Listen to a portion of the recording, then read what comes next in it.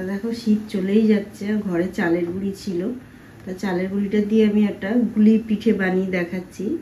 গুলি পিঠে যাকে বলে, তা গুলি পিঠেটা বানাতে গেলে প্রথম আমি দুধটাকে 2 প্যাকেট দুধ ভালো করে জাল দিয়ে নিচ্ছি।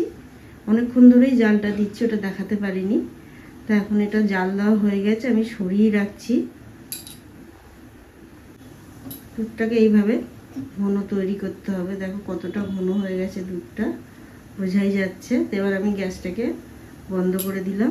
দেখো এই বাটির 1 বাটি আমি চালের গুঁড়ি নিয়েছি।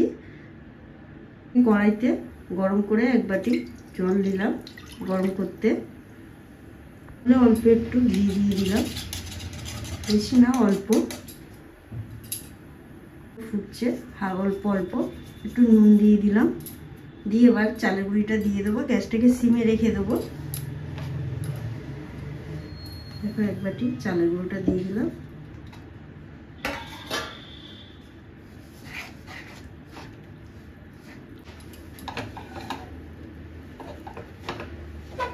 থেকে ছেড়ে দিয়েছি দেখো। এবার আমি গ্যাসটাকে বন্ধ করে দেবো, দিয়ে এটাকে ঠান্ডা হতে দেবো একটু।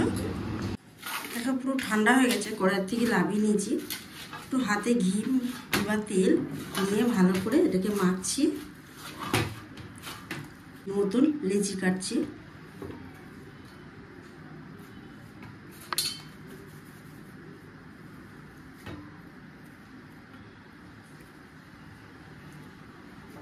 এখানে দেখো নারকেলের ছাই মারা রয়েছে।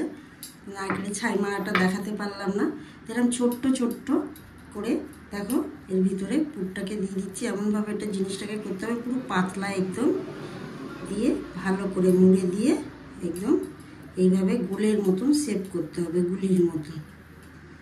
দেখো দেখো কতটা পাতলা হচ্ছে। একটু করে পুর দিয়ে খুব সহজে তাড়াতাড়ি পিঠেগুলো হয়ে যায়, বেশি সময় লাগে না। গুলি পিঠে দিয়ে এইভাবে রেডি হয়ে গেছে দেখো গুলি পিঠে। তো এবার আমি এখানে দুধটা সিমে রেখে আমি এখানে খেজুরের গুড়টা দিয়ে দিলাম। দেখো পুরো একদম খেজুর গুড়টা গুলে গেছে, এই কালারটা চেঞ্জ হয়ে গেছে। এবারে যখন দুধটা ফুটবে একদম, তখন এইগুলো দিয়ে দেবো গুলিগুলো। আপনি এখানে গুঁড়ো দুধ, গরুর দুধ সবই ব্যবহার করতে পারো। আমি এখানে লিকুইড 2 প্যাকেট দুধ ব্যবহার করেছি। আর দুধটা এখন ফুটে গেছে, এবার আমি আস্তে আস্তে গুলিগুলো দিয়ে দিলাম। দিয়ে গ্যাসটাকে এবার আমি কমিয়ে দেবো।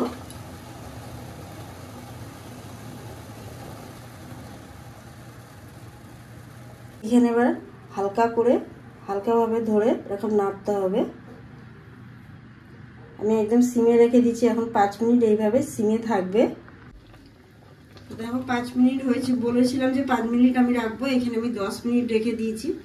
পুরো সিমে রেখে দিয়েছিলাম, আর পুরো রেডি হয়ে গেছে। দেখো কত সুন্দর হয়েছে গুলি পিঠে।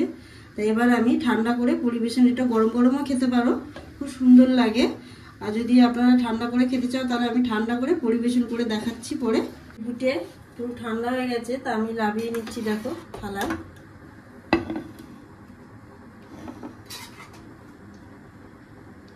একটু আমি গুড় ছড়িয়ে দিলাম।